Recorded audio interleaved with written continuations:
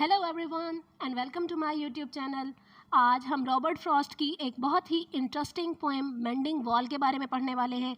Mending wall में दो characters हैं, एक तो पोएम का स्पीकर और दूसरा उसका नेबर। ये दोनों हर साल अपनी प्रॉपर्टीज़ के दरमियान जो दीवार है उसकी मुरम्मत के लिए मिलते हैं। जो स्पीकर है उसका जो कॉन्सेप्ट है वो ये चाहता है कि हम दोनों को ये दीवार गिरा देनी चाहिए। वो कन्विंस करना चाहता है इस पूरी पोएम में अपने नेबर को कि इस दीवार को गिरा देना चाहिए, इसकी कोई ज़रूरत नहीं है। लेकिन जो नेबर है उसका जो ट्रेडिशनल एक कॉन्सेप्ट है वो कहता है good fences make good neighbours. लेकिन जो स्पीकर है वो उसे चेंज नहीं कर सकता क्योंकि नेबर की जो थॉट है वो throughout the poem unchanged ही रहती है। हम लोग बात करेंगे इस पोएम के स्ट्रक्चर के बारे में, इसकी पब्लिशिंग के बारे में, इस पोएम की टोन कैसी है, किस तरह से है, और इसका क्रिटिकल एनालिसिस क्या होगा, और पोएटिक डिवाइसेस कौन कौन सी यूज़ की गई हैं। उसके अलावा इस पोएम में कौन से थीम्स यूज़ किए गए हैं। तो चलिए शुरू करते हैं। सबसे पहले हम लोग देखेंगे कि इस पोएम का स्ट्रक्चर क्या है।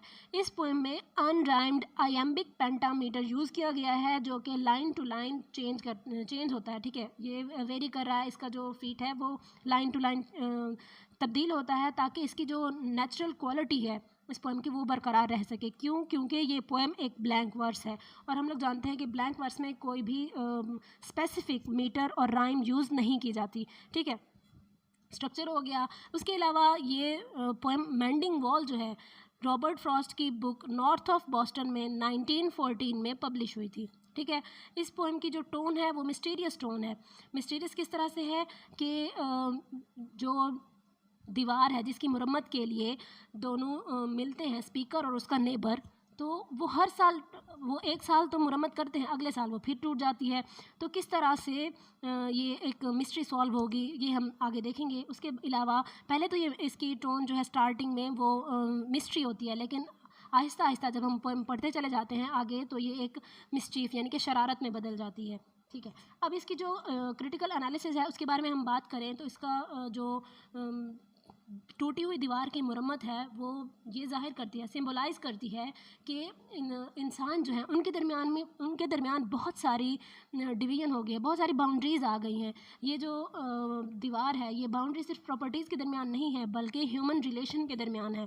उसके अलावा ये जो पोएम हमने देखी है कि पब्लिश हुई थी 1914 में, और हम लोग जानते हैं कि फ़र्स्ट वर्ल्ड वॉर का इरा भी यही रहा है 1919 तक। तो ये जो बाउंड्रीज़ हैं वो फर्स्ट वर्ल्ड वॉर की वजह से भी आ गई हैं ह्यूमन रिलेशंस में। ठीक है, क्योंकि जो प्रॉपर्टीज़ के दरमियान वॉल की वो है मेंडिंग, तो वो तो एक सिंबल है ना। ठीक है, उसके अलावा ये जो बाउंड्रीज़ लगाई गई हैं वो इस वजह से हैं ताकि जो इमिग्रेंट्स हैं उनको रोका जा सके। ठीक है, इन बॉर्डर्स की वजह से ये जो फर्स्ट वर्ल्ड वॉर का टाइम रहा है, ठीक है, इसने नेशंस के दरमियान बॉर्डर्स बना दिए हैं, बाउंड्रीज़ बना दी हैं। ये जो बाउंड्रीज़ हैं इनका मकसद तो यही था कि यानी कि कल्चरल इंटरमिक्सिंग ना हो। ठीक है, लेकिन जो पोएट है वो कहता है कि कल्चरल इंटरमिक्सिंग बहुत ज़रूरी है। क्योंकि जब कल्चर्स मिलते हैं आपस में तब ही आर्ट क्रिएट होता है। ठीक है, art does not follow any boundary. लेकिन फिर भी हम लोग देखते हैं कि अगर कल्चर मिक्स ना हो उसके बावजूद भी आर्ट किसी भी बाउंड्री को फॉलो नहीं करता। ठीक है, art does not follow any boundary. अब ये जो इशू रहा है यानी कि आर्ट का और ये बाउंड्रीज़ का नेशंस के दरमियान, तो ये सिर्फ अमेरिकन पोइट्री में ही नहीं था बल्कि ये issue English poetry, European poetry के साथ भी रहा है कि जो पोइट्स हैं वो लिखते रहे हैं इन बाउंड्रीज़ को ख़त्म करने के बारे में। ठीक है, फ्रॉस्ट फील ऑफ कमराड्री होती है साथी होना, फेमिलियरिटी को। जो फ्रॉस्ट की फीलिंग है वो भी दूसरे अमेरिकन पोइट्स, इंग्लिश और यूरोपियन पोइट्स की तरह वो भी यही चाहता है, यानी कि वो उनको अपना साथी मानता है जो यानी कि नेशंस की यूनिटी और उनके जो बाउंड्रीज़ हैं उनको रिमूव करने के बारे में बात करते रहे हैं। और इस पोएम में किस तरह से हम लोगों ने देखा है कि जो स्पीकर है हमारे पोएम का यानी कि जो रॉबर्ट फ्रॉस्ट है वो अपने नेबर को कन्विंस करता रहता है। उसका नेबर का जो मकसद है वो बार बार यही कहता है कि जो good fences make good neighbours. लेकिन जो स्पीकर है वो उसके कंट्रास्ट में बोलता है something there is that does not love a wall, यानी कि दीवारों की ज़रूरत नहीं है। इस तरह वो कहता है कि रिश्तों के दरमियान दीवारों की ज़रूरत नहीं है। जैसा कि जो उनकी प्रॉपर्टीज़ हैं नेबर की और स्पीकर की, तो उनकी जो प्रॉपर्टीज़ हैं उनमें कुछ नहीं है ऐसा, सिर्फ पाम ट्रीज़ हैं या फिर वो एप्पल ट्रीज़ हैं। तो वो कहते हैं कि इन ट्रीज़ के दरमियान दीवारों की क्या ज़रूरत है, हमें इनको ख़त्म कर देना चाहिए। इसी तरह वो यानी कि सिम्बलाइज़ करके कहना चाहता है कि ये जो दीवारें हैं, नेशंस के दरमियान जो बाउंड्रीज़ हैं उनको ख़त्म कर देना चाहिए, क्योंकि यूनिटी में ही सुकून है। ठीक है। और जो दुनिया है, जो वर्ल्ड है, वो अपने सॉल्व्ड प्रॉब्लम्स, जितने भी तमाम परेशानियां हैं, मुश्किलात हैं, या जिसके जो क्लैशेस हैं नेशंस के आपस में, तो वो जब ख़त्म हो जाएंगे, जब पूरी वर्ल्ड जो है वो यूनाइट हो जाएगी, तब जो है वो एक पीसफुल प्लेस बनेगी।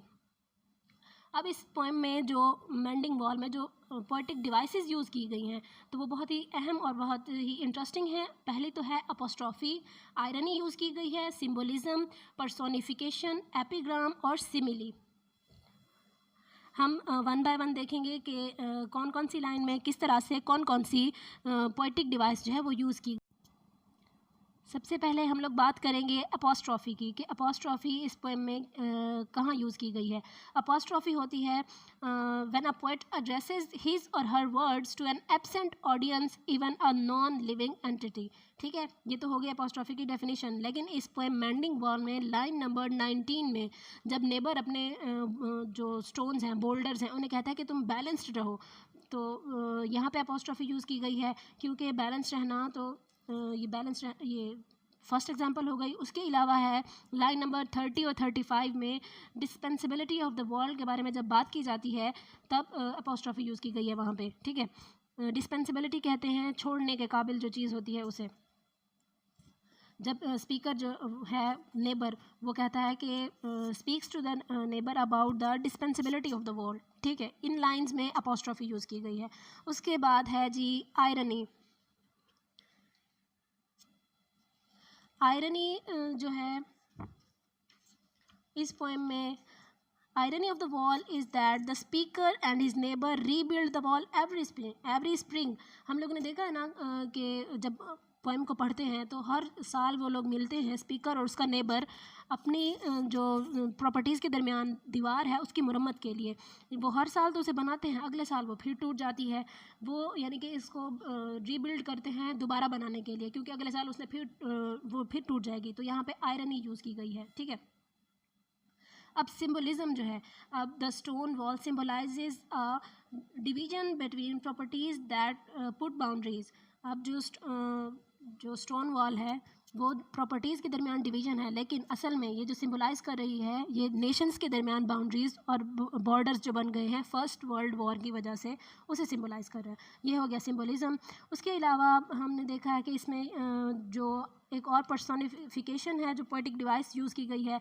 पर्सोनिफिकेशन हम लोग जानते हैं कि ह्यूमन क्वालिटीज़ को नॉन ह्यूमन थिंग्स को देना। ठीक है, it is use to bestow human qualities on something that is non human. Definition तो यही थी, लेकिन अब यहाँ पे इस मेंडिंग वॉल में जो इसकी एग्जांपल है वो है लाइन नंबर 25 और 26 में, जब एप्पल ट्रीज़ को वो पर्सोनिफाई करते हैं। He gives the apple trees the human abilities to walk and eat. ठीक है, ये इससे जाहिर होता है कि यहाँ पे क्या यूज़ की गई है, पर्सोनिफिकेशन। जब और नेक्स्ट जो इसकी पोएटिक डिवाइस है वो है epigram. Epigram is a use to make a brief, interesting, memorable and sometimes satirical statement. ठीक हो गया, ये हो गई इसकी डेफिनेशन। उसके बाद है जी इसकी एग्जांपल हम लोग देखेंगे पोएम में। तो पोएम में पोएट ने इस डिवाइस को यूज़ किया है लाइन नंबर 29 में, और उसके अलावा 46 में, जब वो रिपोर्ट करता है नेबर को ये कहते हुए कि good fancies make good neighbours. इसका मतलब है कि यहाँ पे क्या है, हारमनी है, नॉन इंटरफेरेंस की। ठीक है, अब ये तो बहुत ही इम्पॉर्टेंट लाइन है, हमने स्टार्ट में भी इसके बारे में बात की थी कि good fancies make good neighbours. लेकिन जो पोएट का कॉन्सेप्ट था वो इसके कंट्रास्ट में था कि हर कोई जो है वो वॉल्स को पसंद नहीं करता। उसके अलावा जो इसमें लास्ट पोएटिक डिवाइस यूज़ की गई है वो है सिमिली। सिमिली होती है यानी कि सिमिली की जो पहले डेफिनेशन देखेंगे, it is used when an overt comparison is made between two different things. और यानी कि दो डिफरेंट थिंग्स का जो कंपैरिजन होता है एज और लाइक के यूज़ के साथ, उसे सिमिली कहते हैं। लेकिन इस पोएम में इसकी एग्जांपल हम लोग देखेंगे कि वो किस तरह यूज़ की गई है। लाइन नंबर 39 और 41 ये जो है एग्जांपल है सिमिली की। पोइट जो है वो कंपेयर करता है नेबर को सैवेज स्टोन एज से, ठीक है। वो कहता है कि ये जो नेबर है मेरा वो स्टोन एज का एक सैवेज है, और वो बाकायदा जो वर्ड लाइक है वो भी यूज़ करता है इस कंपैरिजन को बनाते हुए, ठीक है। अब सैवेज जो है वो तो जंगली को कहते हैं ना, कि जो स्टोन एज के लोग थे वो अनसिविलाइज्ड थे, यानी कि वो दूसरे लफ्ज़ों में उसे अनसिविलाइज्ड कहता है, और उसे कंपेयर करता है स्टोन एज के लोगों के साथ, कि ये जो बार बार पत्थरों की बात करता है और मुरम्मत की बात करता है, बाउंड्रीज़ की बात करता है, तो ये स्टोन एज का ही है। अब हम लोग बढ़ते हैं इस पोएम के बहुत ही इम्पॉर्टेंट टॉपिक की तरफ, कि कौन कौन से थीम्स जो हैं वो इस पोएम में यूज़ किए गए हैं। तो सबसे पहला थीम है परपिट्रेशन। परपिट्रेशन कहते हैं जुर्म का इर्तिकाब करना, ठीक है, कोई भी जुर्म करना। अब इसमें हिंट्स दिए गए हैं परपिट्रेटर के बारे में इस पोएम में, मेंडिंग वॉल में। अब वो किस तरह से यानी कि जो फ्रॉस्ट है उसने ये नहीं बताया, पूरी पोएम में रॉबर्ट फ्रॉस्ट ने नहीं बताया कि कौन है जिसकी वजह से दीवार जो है वो हर साल टूट जाती है, लेकिन जब हम पोएम को पढ़ते हैं तब हमें जो पता चलता है कि जो ये जुर्म है वो करता कौन है, ठीक है। उसके जो फर्स्ट हिंट है वो इस फ्रेज से, फ्रोज़न ग्राउंड स्वेल, इससे हमें पता चलता है।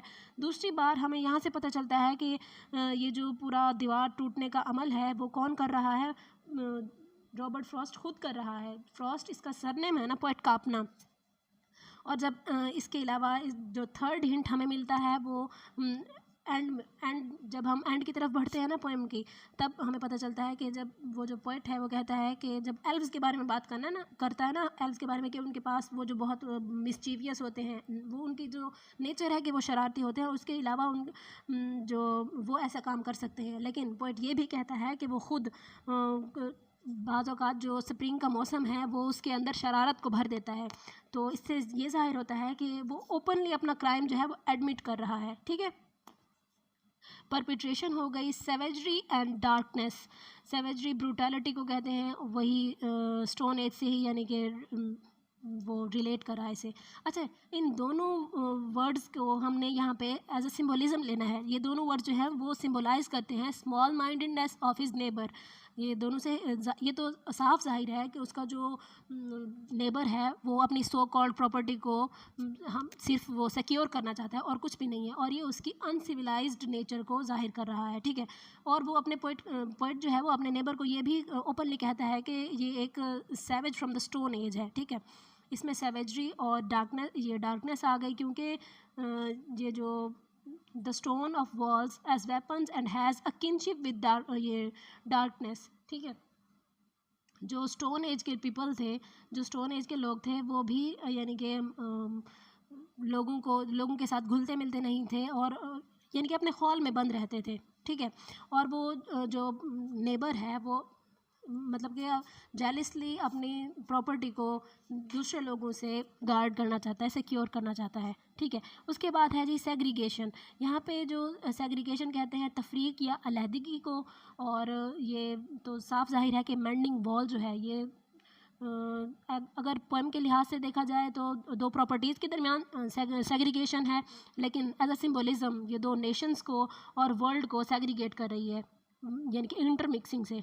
उसके बाद है जी चेंजिंग ट्रेडिशन। अब ये चेंजिंग ट्रेडिशन जो है ये तो जो अहम मोटिव रहा है पोएट का, कि वो पूरी पोएम में अपने नेबर को कन्विंस करना चाहता है कि वो अपनी इस ट्रेडिशन को तोड़ दे, जो उसका प्रोवर्ब वो यूज़ करता है ना कि good friends make good neighbours. वो कहता है कि इसको तब्दील कर दो, ऐसा कुछ नहीं है। तो यहाँ पे वो ट्रेडिशन को चेंज करने की कोशिश करता है।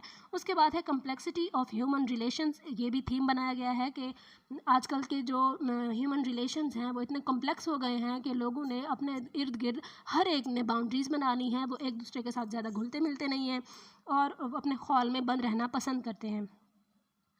आज का